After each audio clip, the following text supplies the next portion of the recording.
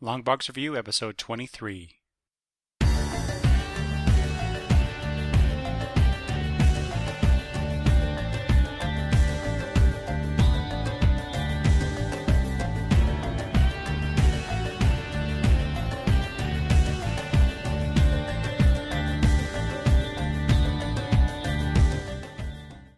Hi, this is Eric from Longbox Review at longboxreview.wordpress.com.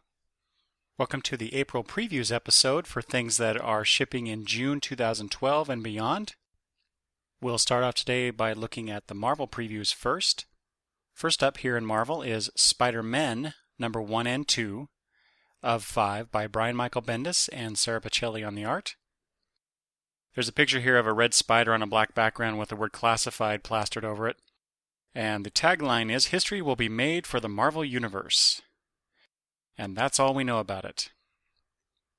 I really don't like it when comic publishers do this, when you just get this, you get a title and you get a very nondescript image and nothing really telling you what this series is about. It makes it kind of hard to determine whether or not you're gonna pick it up.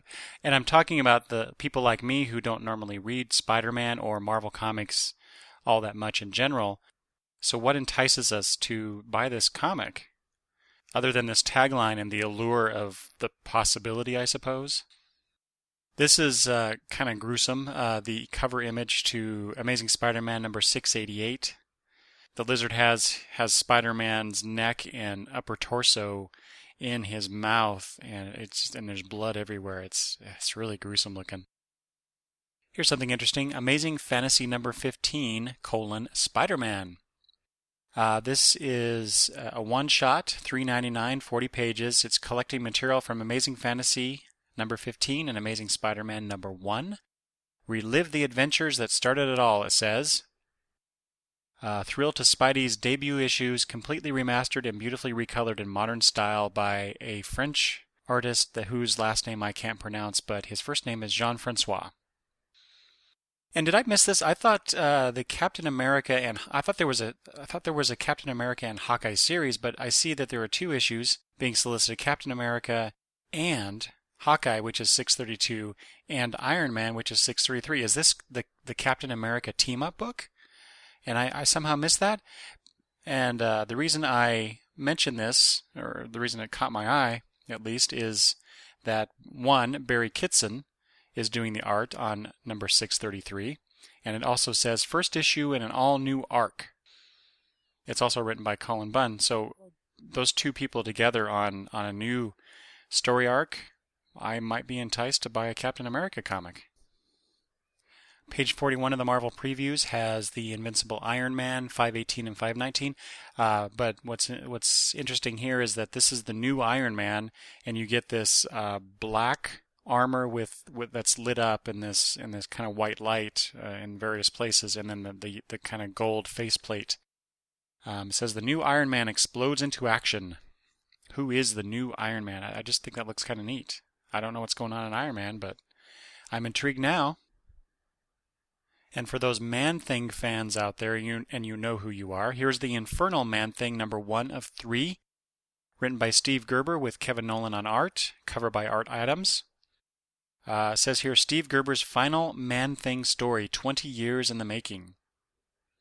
The story no one thought existed. Oh, it also says, so this is 32 pages, $3.99, no ads and bonus content. So there you go. For the Incognito fans, Ed Brubaker and Sheldon Phillips series, a couple of them, you get the classified edition, hardcover, $45. But you get Incognito and its sequel, Bad Influences. Both were very good, by the way. If you haven't read them, you should. Along with many behind-the-scenes extras, previously unseen illustrations, and even a few articles. This is the edition you want on your bookshelf, it tells me. And I kind of do. Because that, like I said, the Incognito is what introduced me to Brubaker and Phillips collaboration, and I've read that. I've read the sequel. I've started to read the Criminal series. I'm reading Fatale right now. It's all good stuff, very good stuff. So I may have to pick this up so I can have it on my bookshelf and I can pull it out anytime in a nice hardcover edition and read it. for fans of Mark Millar's Kick-Ass, you get, and John Romita Jr., you get Hit Girl, the miniseries, number 1 of 5, which takes place, it says here, between volumes 1 and 2. And since I have the Star Trek bottle opener, it was a gift. I have to mention this, the Silver Surfer sculpted bottle opener for $18. There you go. In the collected editions portion of Marvel Previews, you have Avenging Spider-Man, My Friends Can Beat Up Your Friends premiere hardcover. This is collecting Avenging Spider-Man number 1 through 5. If you haven't read the series monthly, here's your chance to read those first 5 issues. I can't say that I would recommend it. I'm currently getting it, but it's not that great. And for those completists out there, you have the, sequel to Fear itself, The Fearless.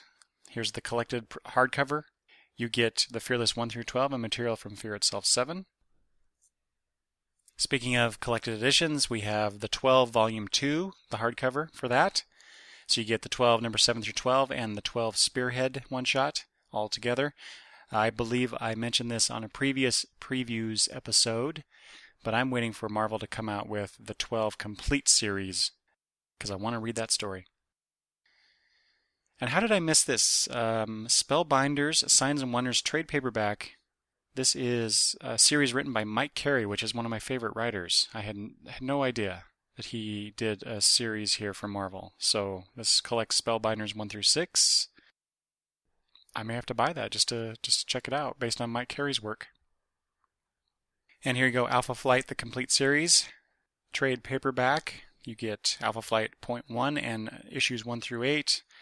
If you really, really want to read something really want to read New Alpha Flight for $30, there you go. I cannot recommend it, however.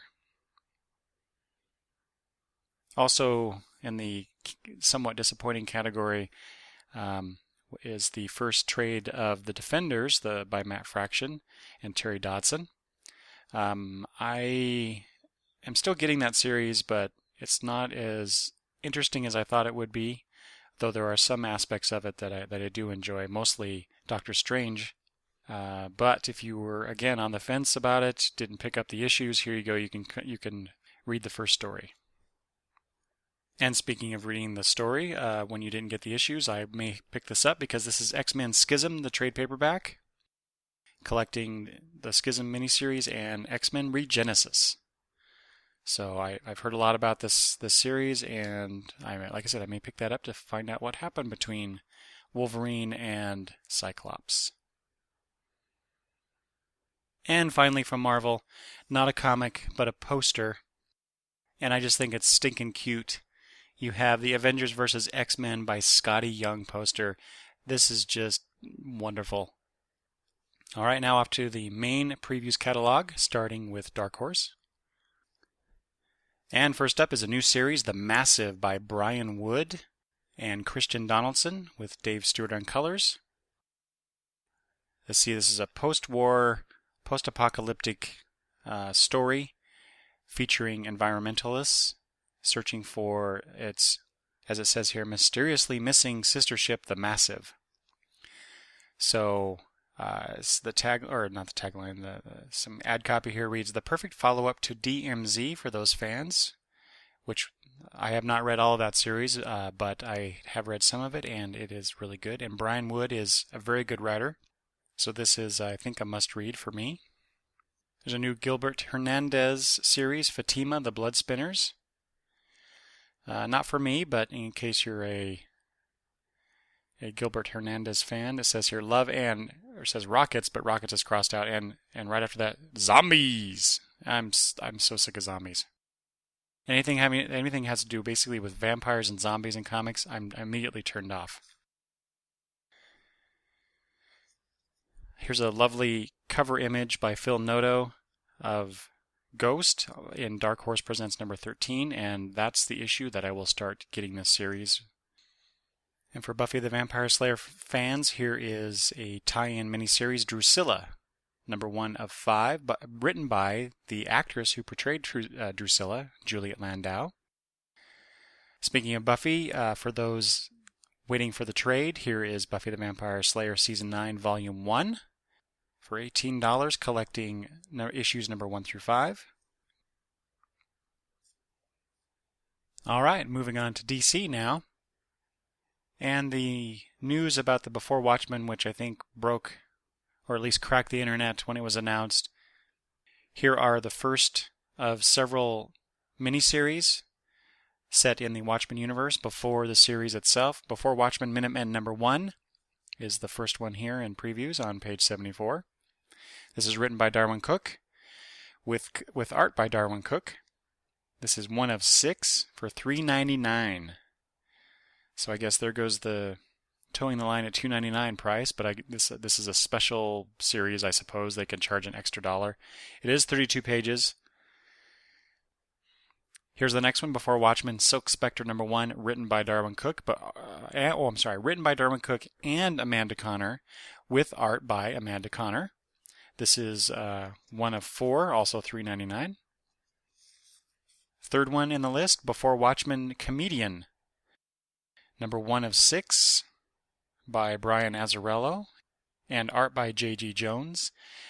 This is one where I'm really not all that interested. I never cared for the comedian as a character that much in Watchmen. I mean, he's an integral part of the story, and he serves a purpose in the story, but to read more about him before Watchmen, I'm not all that interested. However, being the completist collector that I am, I may decide to read that. Next is Before Watchmen Night Owl number 1 of 4 by J. Michael Straczynski and art by Andy Kubert and Joe Kubert. It's interesting that why some of these are 6 issues and others are 4. I find this funny just for the solicitation text. The Savage Hawkman, which is plotted by Rob Liefeld, scripted by Rob Liefeld and Mark Polton, with art by Joe Bennett and Art Thibert. It says, "Get your popcorn because the first scene of this issue, just might be the best battle you see all year." Wow, that's really saying something, and I really doubt it. There's some really great cover images in here. I like the black and red highlighted costumes for Superboy number 10, showing Superboy and Wonder Girl. And then down below, this is on page 91, Supergirl number 10, where Supergirl is wearing a white outfit, riding what looks to be a black dragon of some sort. Also, the image here on page 93 for Batman number 10 by Greg Capullo. That looks pretty cool. It has Batman in the foreground and owl wings as like a shadow on a wall behind him. That looks really cool. Oh, it's a good thing I get this title, Batman and Robin. This is the solicitation for number 10. Someone calls a meeting of the Robins, and on the cover here you have Red Robin, Damian Robin, Nightwing, and Red Hood, and Batman in the background coming towards Robin and Red Robin, who appear to be fighting each other. So anything having to do with the Robins, I'm all on board, and I'll be looking forward to that. As to DC's collected editions, you get the Superman Action Comics Volume 1, collecting issues 1 through 8. Man, if you haven't read Action Comics, you're missing out. This is one of the best Superman stories I've read in many years. So if you were on the fence, or thinking, well, it's Superman, it can't be that good, well, you're wrong. This is very good stuff. You should check that out. Batwing: The Lost Kingdom trade paperback. Now, I did not read Batwing, but my co-host Travis, Mr. Oddfellow, does, and is telling me that it's a pretty good series, so I may pick that up. And like I said about Action Comics being very good, if you haven't read Demon Knights, you should pick up this trade. This is such a fun comic. It's one of my very favorite of the DC New 52. This collects Demon Knights 1 through 7. And that's a trade for $15. The Men of War title gets its entire 8-issue run collected in a trade paperback here. And I see that DC is well, not releasing as many, but they're continuing the wonderful DC Comics Presents $8 collections. This time Superman/Supergirl #1. This features stories from Superman Batman #19, Superman 176, Supergirl #1, which I've actually been wanting to read, DC Infinite Halloween Special #1, and DC Holiday Special #1, which I think I have. I will be getting that because I like the DC Comics Presents collections. And here's another DC Comics Presents collection, but this is for Superman Adventures. This features tales from Superman Adventures 16, 19, 22, and 23. Written by Mark Millar. I had no idea. Mark Millar worked on Superman Adventures. I'll have to pick that one up. Next to that is Looney Tunes number 207. Now, normally I don't pay attention to the Looney Tunes comics. I love the Looney Tunes cartoons from when I was a kid, but reading comics about cartoons that I loved as a kid just doesn't appeal to me all that much.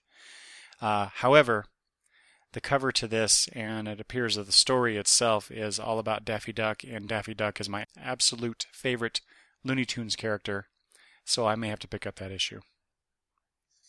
For fans of political stories, we get The Right State hardcover, a graphic novel by Matt Johnson, and art by Andrea Muti, which is a story about an assassination plot against the second African American president of the United States. Fans of American Vampires should be happy. You get a new miniseries called Lord of Vampires. This is issue 1 being solicited of 5, written of course by Scott Snyder. Art is by Dustin Nguyen. I may have to pick that up. I did pick up at the recommendation of Matt at the comic book shop in Spokane. I picked up issue number 1 of American Vampire because he enjoyed it, and I asked him, what should I be reading these days at that time, and he recommended that, but it wasn't my cup of tea, but all I've been hearing about is how good this is, or how good American Vampire is, so maybe I'll pick up this miniseries and see what I think about it. Maybe I'll go back and get the trades of American Vampire. Fans of Scalped will be dismayed, I'm sure, because Scalped number 60 is solicited, and it is the final issue. I've heard nothing but good things about this series. I have the first trade on my bookshelf waiting to be read among the dozen or two that I have in my to-read pile. But as I said, all I've heard is really good things about this series, so I can't wait to get into that. Next up is IDW, and the first thing they have listed here is Mars Attacks. The first stories of an all-new Mars Attacks universe are here. I love that movie, but I don't know that I have any kind of interest in reading a series, a comic series based on it. This is interesting though. 55 different covers, each depicting one card from the original 1962 set.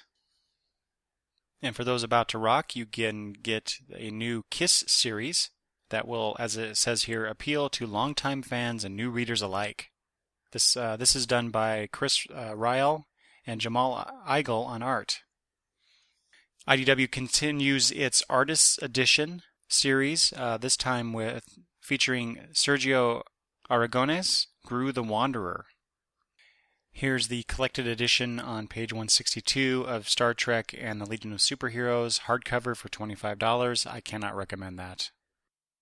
That was a disappointing series, and I'm really now concerned about how well the Star Trek The Next Generation and Doctor Who collaboration will go.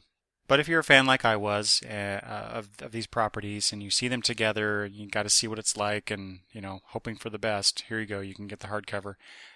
If you absolutely have to read this, man, I would recommend waiting for the trade or maybe picking up the issues in the dollar bin somewhere. On to Image Comics, where you get Spawn number 220, which is the 20th anniversary issue and features Todd McFarlane returning to Spawn as writer and cover artist. Here's a new series from Image, Planetoid, by Ken Gehring, story and art. It's about a guy who's trapped on this planet in alien territory, and he has to fend off mechanical creatures and cyborg militias. Here's another new number 1 from Image, Creator-Owned Heroes, This is 40 pages for $3.99. Story is by Steve Niles, Jimmy Palmiotti, and Justin Gray, with art by Phil Noto and Kevin Mellon. There are 2 stories in here. American Muscle, which is by Steve Niles and Kevin Mellon, and Trigger Girl 6, Part 1 by Palmiotti, Gray, and Phil Noto. Plus you get an interview with Neil Gaiman, Trigger Girl cosplay, con photos, and more. I may have to pick that up. For fans of Carbon Gray, you get Volume 2, Number 1 of 3, Daughters of Stone. I've heard that's a pretty good story. I have the first volume, the first trade of the first volume, sitting on my shelf to read.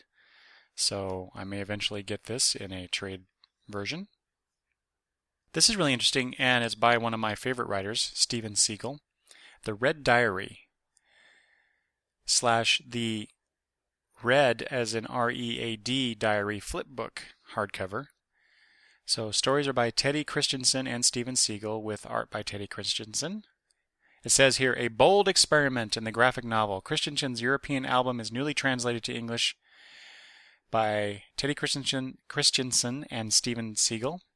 But in a unique flip novel format, the book is also remixed with a completely different script devised by Seagle before he collaborated on the translation. Both versions, The Red Diary, A Tale of Art Forgery and World War, and The Red Diary, A Tale of Identity Theft and Lost Love, comprise this unique graphic novel from these 2 creators.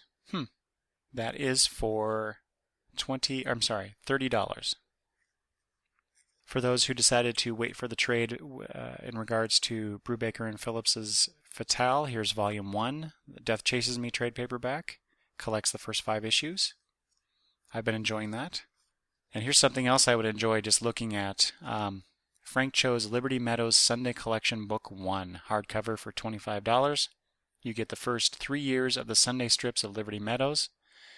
And then the next volume, which collects years 4 through 5, will be published in November, it says. Oh, here's something nice. Morning Glories Volume 3 PE trade paperback, collecting issues 13 through 19. I will be buying that for sure. And if we haven't had enough of The Walking Dead, and who hasn't had enough of that, you get the latest volume, 16, A Larger World, collecting issues 91 through 96. I am a little behind on my Walking Dead trades.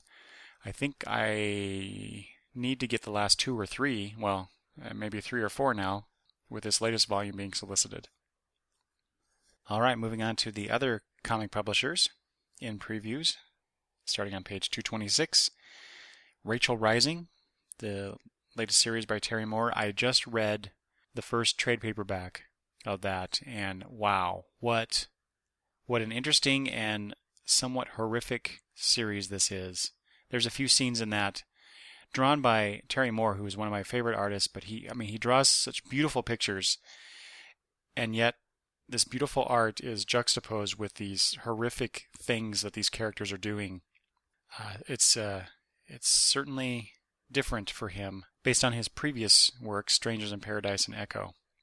And the covers to this series, if you haven't looked at these, you really should. These are really interesting and memorable color covers, mostly for the color work that's on it. Anyway, you should check out Rachel Rising if you haven't yet. And if you haven't checked out his other work, Echo, you can get the complete edition softcover. That's being resolicited here for $40. Well worth it. 600 pages. Go get it and read it. You'll love it. From Aspen comes their first ever, it says, superhero series called Idolized. This is a number 0 issue. I don't know why they do 0 issues. Just come out with a number 1 issue and go from there. Anyway, this is, it says here, a mind-bending new comic book series about a TV show where superpowered teens are competing for the ultimate dream prize, a guaranteed spot in the world's top supergroup, the Powered Protectors. It says here, it's True Grit meets American Idol with capes. The preview art that you get here, just a few cover images and a few pages, but this is by artist Micah Gunnell, written by David Schwartz, but at least you get a sense of the art by Mr. Gunnell, and it looks pretty good. I might check out this number 0 issue just to see. Aspen has kind of gotten on my radar thanks to Lady Mechanica and some of the preview and free issue material that I've read from Aspen on Comixology. Ooh, this is interesting. From Avatar Press, here comes Bleeding Cool Magazine number 0. Well, there's that 0 thing again. But anyway, this is Bleeding Cool in magazine form. Retail price $149 for 32 pages. For $1.50, yeah, I'll be getting this. Boom has a new series, Extermination, which when I first saw the image, I thought, and the tagline, which is "We lost, they won," and the image shows this guy with a knife attacking an alien. So obviously it's a story about aliens invade, and it's our fight against them. So at first I wasn't all that intrigued by it, but then I read the rest of the solicitation, which is basically the world's superheroes and supervillains must ally themselves together to fight this invasion. And I'm intrigued by how that kind of a partnership will play out. So it's $1 for the first issue. It's written by Simon Spurrier, who has done, it says here, Marvel's X Club, Fear Itself, The Homefront, and Wolverine Dangerous Games. I've not read any of those. It doesn't seem to, at least that as I'm looking at this, it doesn't seem to say who the artist is. It tells you who has done all the covers. Why would they not tell us who the artist is? That's really strange.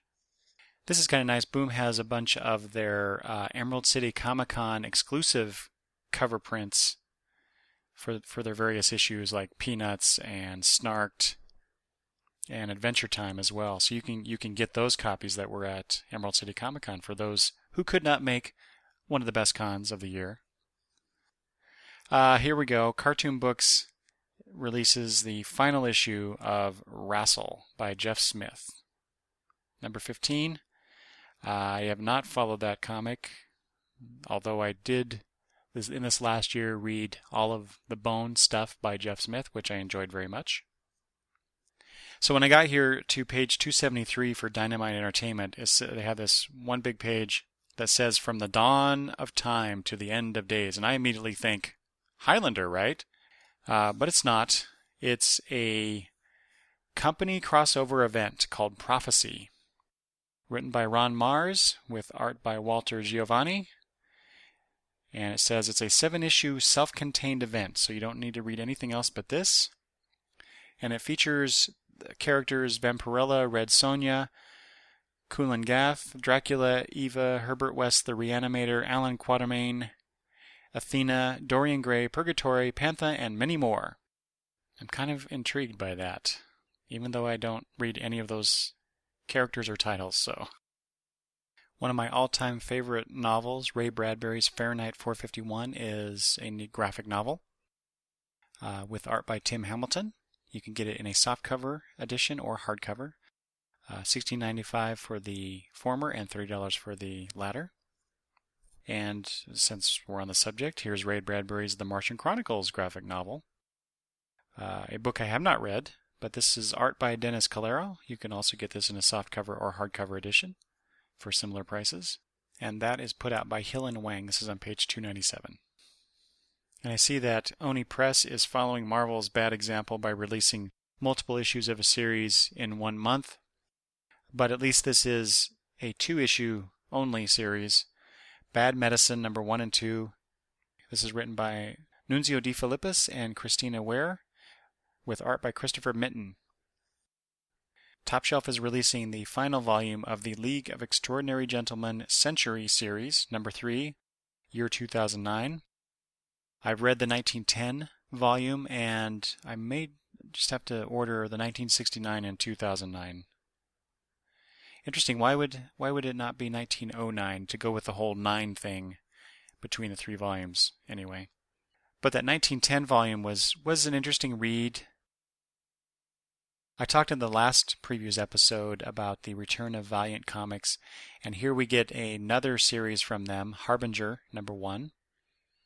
This is by Joshua Dysart with art by Kerry Evans. The preview stuff looks pretty good. I hope you enjoyed this examination of previews for things shipping in June and beyond, and if you did, please let me know. I'm at longboxreview@gmail.com, or you can contact me on Twitter at longboxreview. Visit the blog at longboxreview.wordpress.com, and all the contact information is there. You can leave comments as well. I'd love to hear from you. Until next time, thanks for listening.